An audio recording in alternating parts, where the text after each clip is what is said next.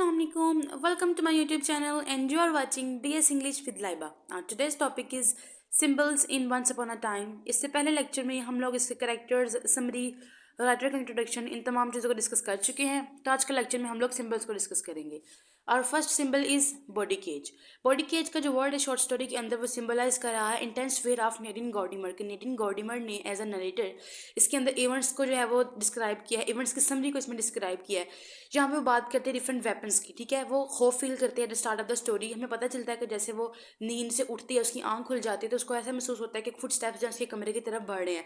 तो यहाँ पे फियर का एलिमेंट हमें नजर आता है और उस वक्त वो सस्पेंस में आ जाती है और वो सोचती है कि मेरे पास तो ना तो गन है या कोई ऐसा सिक्योरिटी सिस्टम है जिससे मैं खुद को डिफेंड कर सकूँ। तो यहाँ पे हमें क्या है, डिफरेंट वेपन्स दिखाए जा रहे हैं और अपनी इनसिक्योरिटी, अपनी जो है वो खुद को इनसिक्योर फील कर रही है यहाँ पे, ठीक है।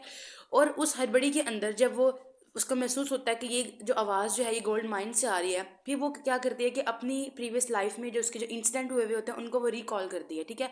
जिसमें वो रिकॉल करती है कि एक वुमन जो है उसका मर्डर हो जाता है। यहाँ पे जो वुमन का मर्डर जो है वो भी हाईलाइट कर रहा है किसको, फियर को हाईलाइट कर रहा है, वॉयलेंस को हाईलाइट कर रहा है। स्टोरी के स्टार्ट पे ही हमें यहाँ पे जो फियर का एलिमेंट है वो नजर आ जाता है। And that second symbol is murder of a woman. Murder of a woman जो है वो यहाँ पे सिंबलाइज कर रहा है वॉयलेंस और शेगी सोशल रेस्टलेसनेस को। स्टोरी के स्टार्ट में ही हमें नजर आता है कि उसको फियर जो है वो फील हो रहा होता है, अननोन चीज़ों का उसको फियर फील होता है। और वो क्या करती है, खुद को इनसिक्योर फील करती है जब वो कहती है कि मेरे पास कोई भी सिक्योरिटी टूल नहीं है, ठीक है। उसके अलावा जब वो वुमन का मर्डर नजर आता है इस स्टोरी के अंदर, तो यहाँ पे बेसिकली वो जिसको इन्वायरमेंट में होने वाले चेंजेस हैं, जो उसकी सिचुएशन है इन्वायरमेंट में, उसको हाईलाइट करी। यहाँ पे जो वुमन का मर्डर है बेसिकली उसके घर के बाहर का जो सिचुएशन है उस चीज़ को भी हाईलाइट कर रहा है, ठीक है। और third symbol is boys death. Boys death is very much important symbol of short story. Boys death जो है हाईलाइट कर रहा है इनोसेंस को, ठीक है। अब लड़के की माँ जो है उसको एक स्टोरी सुनाती है, स्लीपिंग ब्यूटी की स्टोरी, और उसमें उसको कहती है कि प्रिंस जो है वो सारी जो मुश्किलात उसको पार करके वो जाता है अपनी प्रिंसेस के पास, ठीक है। यहाँ पे बॉय जो है वो खुद को क्या करता है, हीरो फील करता है। ये स्टोरी जिसको बहुत ज़्यादा इंप्रेस करती है, खुद को प्रिंस फील करता है, ठीक है। खुद को वो प्रिंस फील करता है और उस वक्त क्या करता है कि जब वो जाने लगता है, दीवार को फैलाने लगता है, तो वहाँ पे क्या करता है, जो वहाँ का सिक्योरिटी सिस्टम होता है उसमें जो है वो जो बाढ़ लगी हुई होती है उसके अंदर, उसमें वो फंस जाता है और उसकी डेथ हो जाती है, ठीक है। यहाँ पे हमें आयरनी भी नजर आती है कि किस तरह से जो फैमिली जो है वो खुद को सिक्योर करती रहती है दूसरों से, कि ब्लैक पीपल जो है वो आगे हम पे हमला ना कर दें, हमें कोई नुकसान ना पहुंचा दें। तो उनका जो अपना ही सिक्योरिटी सिस्टम उन्होंने इंस्टॉल किया होता है घर में, उस उन्हीं की वजह से उनके बेटे की जो है वो डेथ हो जाती है, ठीक है। And the fourth symbol is wall, ठीक है। वॉल जो है ये भी इंपॉर्टेंट सिंबल है इस स्टोरी का।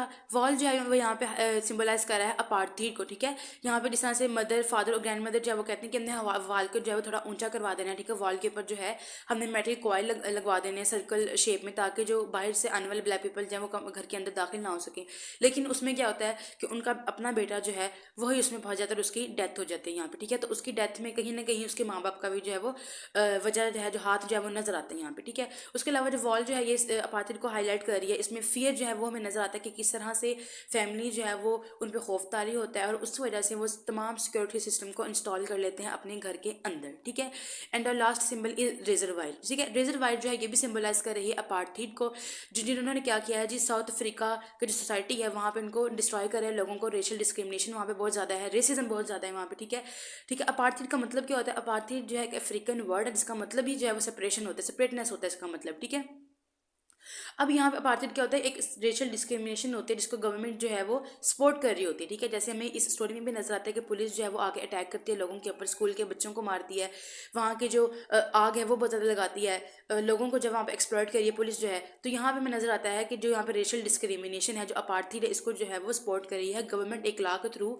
जो ब्लैक पीपल जो है उनको यहाँ पे एक्सप्लॉइट किया जा रहा है, ठीक है। तो यहाँ पे वाइट जो है वो हाईलाइट कर रही है, सिंबलाइज कर रही है separate white people from the black intruders, ठीक है। यहाँ पे सेपरेशन नजर आती है वाइट पीपल की फ्रॉम द ब्लैक पीपल। जो वाइट पीपल हैं वो एक्सेप्ट नहीं कर रहे हैं ब्लैक पीपल को। अब यहाँ पे हमें नजर आता है इस स्टोरी के अंदर कि यहाँ पे उनको कोई फिजिकल थ्रेट नहीं मिला। जो यहाँ पे हमें फैमिली नजर आ रही है ना, उनको कोई फिजिकल अभी तक अटैक उनके ऊपर नहीं हुआ है ब्लैक इंट्रूडर्स की तरफ से, लेकिन फिर भी उनके अंदर एक खौफ है जिसकी वजह से वो घर में सब कुछ होने के बावजूद, पैसा होने के बावजूद, आज़ादी होने के बावजूद वो घर में एक कैदियों की तरह रह रहे हैं और तमाम जो सिक्योरिटी सिस्टम है वो उन्होंने अपने घर में इंस्टॉल कर लिया हुआ है, ठीक है। So this is all about our today's topic. तो मिलते हैं नेक्स्ट वीडियो में, तब तक